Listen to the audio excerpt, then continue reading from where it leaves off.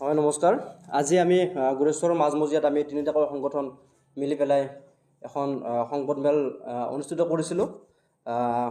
যিটো কাৰণত আমি সংবাদমেলখন অনুষ্ঠিত কৰিছোঁ, বিষয়টো আমি উপস্থাপন কৰিবৰ কাৰণে আমি নিজে লজ্জা অনুভৱ কৰিছোঁ। কাৰণ কিয়নো আজি আমাৰ অসমত যোৱা কেইদিনমানৰ পৰাই তেজপুৰ, লখিমপুৰ, ঢিঙৰ কাণ্ড মাৰ নাযাওঁতেই যোৱাকালি যি আমাৰ চিপাঝাৰ, গুৰেশ্বৰ, কোকৰাঝাৰ এইবিলাকত যি ধৰ্ষণ কাণ্ড সংঘটিত হ'ল, যিবিলাক নৰপিশাচৰ হাতত আমাৰ যিবিলাক নাবালিকা ছোৱালী, সেই ছোৱালীবিলাক যি মুমূৰ্ষভাৱে যি ধৰ্ষণ সংঘটিত কৰিলে, যিবিলাক নৰপিশাচে, তেওঁলোকক আমি আমাৰ গুৰেশ্বৰ আঞ্চলিক ছাত্ৰ সন্থা, সদৌ অসম জাতীয়তাবাদী যুৱ ছাত্ৰ পৰিষদ, লগতে আমাৰ শৰণীয়া কছাৰী ছাত্ৰ সন্থা আমি মিলি পেলাই ধিক্কাৰ দিছোঁ।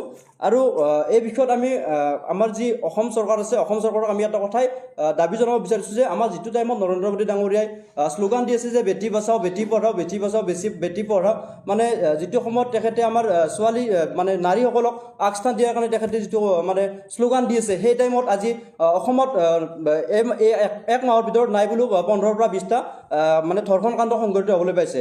আৰু এইবিলাক চাই পেলাই আমি এটা কথাই ক'ব বিচাৰিছোঁ যে অসম চৰকাৰ, লগতে আমাৰ যি গৃহ বিভাগ আছে, যি আমাৰ পুলিচ প্ৰশাসন বিভাগ আছে, তেখেতসকল আমাৰ খিলঞ্জীয়া জীয়ৰী বোৱাৰীসকলক যি সুৰক্ষা দিয়াত ব্যৰ্থ হৈছে নেকি, সেইটো আমাৰ মনত এতিয়া প্ৰশ্ন উদয় হৈছে। তাৰ কাৰণে আমি দাবী জনাইছোঁ গুৰেশ্বৰ আঞ্চলিক ছাত্ৰ সন্থা, শৰণীয়া কছাৰী ছাত্ৰ সন্থা, আমাৰ যি সদৌ অসম জাতীয়তাবাদী যুৱ ছাত্ৰ পৰিষদ, আমি তিনিটা সংগঠনে মিলি আমি দাবী জনাইছোঁ আমাৰ যি নৰেন্দ্ৰ মোদী ডাঙৰ যি শ্লোগান আছে বেটি বচাও বেটি পঢ়াও, তাৰে ওপৰত হিমন্ত বিশ্ব শৰ্মা ডাঙৰীয়ে গুৰুত্ব দিয়ক। আৰু আমাৰ অসমত যি খিলঞ্জীয়া জীয়ৰী বোৱাৰী যিহেতু সুৰক্ষিত বুলি আমি এতিয়ালৈকে দেখা পোৱা নাই, আৰু সেই বিষয়ত হিমন্ত বিশ্ব শৰ্মা ডাঙৰীয়াই গুৰুত্ব আৰোপ কৰিব লাগে। আৰু অসম চৰকাৰে যি আমাৰ যি ব্যৰ্থ হৈ আছে আমাৰ জীয়ৰী বোৱাৰীক সুৰক্ষা দিয়াত, সেই বিষয়ত আৰু গুৰুত্ব আৰোপ কৰিব লাগে। আৰু যোৱাকালি আমাৰ গুৰেশ্বৰত যিটো ঘটনা সংঘটিত হ'ল, যি মুস্তাক আলী বুলি নৰপিশাচজনে, আমি নৰপিশাচ বুলিয়ে কৈছোঁ, কাৰণ তেখেতে যিহেতু অমানৱীয় এনেকুৱা এটা ঘটনা সংঘটিত কৰিলে, তাৰ কাৰণে আমি তেখেতক নৰপিশাচ বুলিয়ে ক'ব লাগিব। যিটো ঘটনা সংঘটিত কৰিলে 14 বছৰীয়া এজনী কিশোৰীক, ধিক্কাৰ জনাইছোঁ তেখেতক।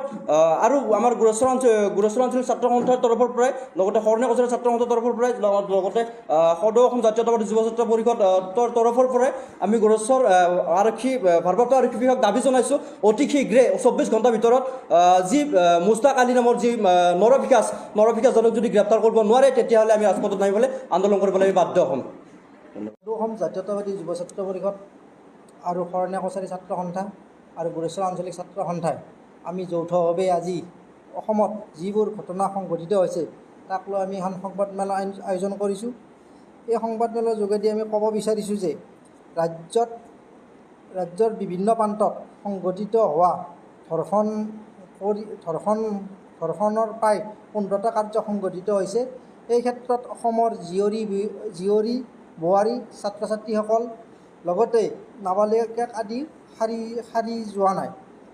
যি ছাত্ৰ ছাত্ৰীসকলৰ লগতে নাবালিকাক আদি শাৰীৰিকভাৱে ধৰ্ষণ কৰিছে, এই ক্ষেত্ৰত অসম চৰকাৰ আৰু অসমৰ আৰক্ষী প্ৰশাসনে এই ক্ষেত্ৰত সম্পূৰ্ণভাৱে নিৰাপত্তা দিয়াত সম্পূৰ্ণভাৱে ব্যৰ্থ হৈছে। এই ক্ষেত্ৰত আমি সদৌ অসম জাতীয়তাবাদী যুৱ ছাত্ৰ পৰিষদে দাবী উত্থাপন কৰিছোঁ যে অসমৰ ৰাইজক বা জীয়ৰী বোৱাৰী নাবালিকা ছাত্ৰ ছাত্ৰীসকলক নিৰাপত্তা দিয়াত ব্যৱস্থা গ্ৰহণ কৰে। অসমৰ মাননীয় মুখ্যমন্ত্ৰী ডক্টৰ হিমন্ত বিশ্ব শৰ্মাক আহ্বান জনাইছোঁ যে যিসকলে ধৰ্ষণ সংঘটিত কৰিলে, এই ক্ষেত্ৰত উচিত ব্যৱস্থা কৰি উচিত শাস্তি দিয়াৰ কাৰণে আমি দাবী উত্থাপন কৰিছোঁ। আৰু লগতে ক'ব বিচাৰিছোঁ যে আমাৰ গুৰেশ্বৰত বিভিন্ন ধৰণৰ অচিনাকি মানুহৰ আমি মুখ দেখা পাইছোঁ, যিসকল শ্ৰমিকে আহি গুৰেশ্বৰত বিল্ডিং বনোৱাই হওক, ঘৰ বনোৱা কামত ব্যৱহাৰ কৰিছে, তেখেতসকলৰ যি নথিপত্ৰসমূহ লোৱাৰ কাৰণে আমি প্ৰশাসনৰ ওচৰত দাবী উত্থাপন কৰিছোঁ। আৰু বিভিন্ন সময়ত গুৰেশ্বৰত বিভিন্ন মানুহৰ ঘৰ ভাড়া আছে, তেখেতসকলৰ নথিপত্ৰ আছেনে নাই, সেইবোৰ পৰীক্ষা চোৱা চিতা কৰাৰ কাৰণেও গুৰেশ্বৰ ভাৰপ্ৰাপ্ত আৰক্ষী বিষয়া মহোদয়ক আমি দাবী উত্থাপন কৰিছোঁ যে যাতে গুৰেশ্বৰত যাতে এনেধৰণৰ কোনো ঘটনা সংঘটিত নহয়, তাৰ বাবে সজাগ থাকিবলৈ আমি ৰাইজক আহ্বান জনাইছোঁ। আৰু লগতে যোৱাকালি গুৰেশ্বৰ ভক্তপুৰত মুক্তাৰ আলীয়ে যি ঘটনা সংঘটিত কৰিলে, তাক বিচাৰি উচিত শাস্তি দিয়াৰ কাৰণে আমি দাবী উত্থাপন কৰিছোঁ।